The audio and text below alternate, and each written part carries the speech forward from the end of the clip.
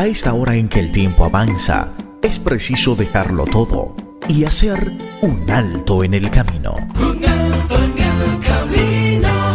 Saludos amigos y amigas, con ustedes el Padre Vicente Sánchez Burgos para compartir un alto en el camino.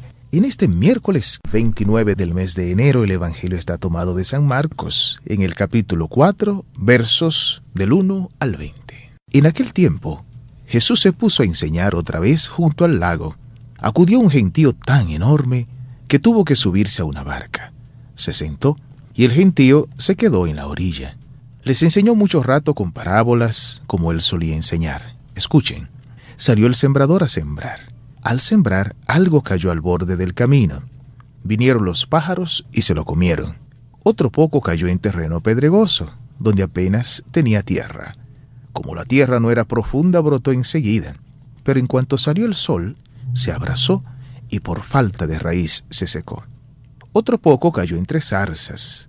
Las zarzas crecieron, lo ahogaron y no dio grano. El resto cayó en tierra buena. Nació, creció y dio grano. Y la cosecha fue del 30 o del 60 o del 100 por uno. Y añadió, el que tenga oídos para oír, que oiga. Cuando se quedó solo los que estaban alrededor y los 12 le preguntaban el sentido de las parábolas.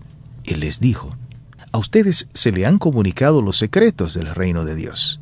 En cambio, a los de fuera, todo se les presenta en parábolas, para que por más que miren, no vean, por más que oigan, no entiendan, no sea que se conviertan y los perdonen.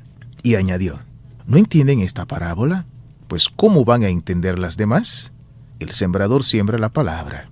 Hay unos que están al borde del camino donde se siembra la parábola, pero en cuanto la escuchan, viene Satanás y se lleva la palabra sembrada en ellos.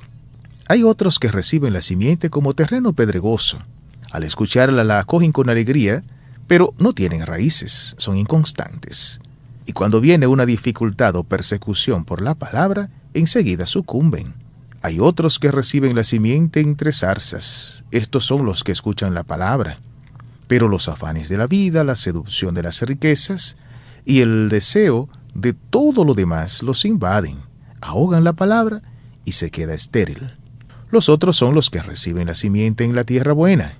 Escuchan la palabra, la aceptan y dan una cosecha del 30 o del 60 o del 100 por uno. Palabra del Señor, gloria a ti, Señor Jesús.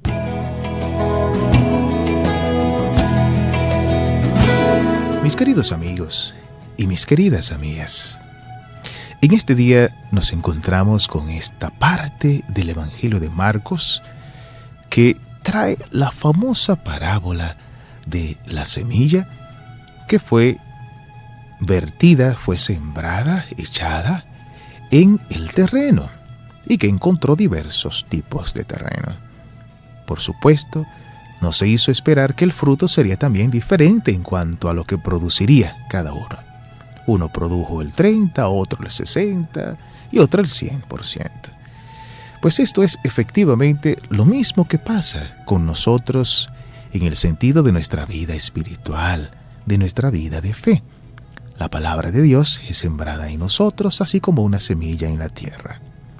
Y, por supuesto que el terreno al que se refiere el Evangelio es nuestra vida, es nuestro corazón, es cada creyente, es cada persona en quien es depositada la palabra de Dios. Una palabra que llega mediante la predicación, mediante la proclamación y también la lectura personal de la palabra de Dios. Dependerá en qué medida nosotros acojamos esa palabra, en qué medida la aceptemos y luego en qué medida dejamos que esa palabra nos vaya transformando, nos vaya cambiando, vaya interpelando nuestra vida y nos ayude a producir el cambio en nosotros, la verdadera conversión. Cuando hacemos caso a la palabra de Dios y dejamos que ella nos vaya moldeando, nos vaya dando forma, iremos también cambiando. Y los frutos comenzarán a verse. Y la medida de ese fruto será del 30, del 60, dependerá en qué medida nosotros profundicemos y dejemos que esa palabra nos cambie. Si nos quedamos en la superficialidad, solamente la escucharemos y la palabra no producirá mucho fruto. En cambio, Si nosotros le hacemos caso y comenzamos a vivirla, los frutos serán muchos, abundantes, buenos.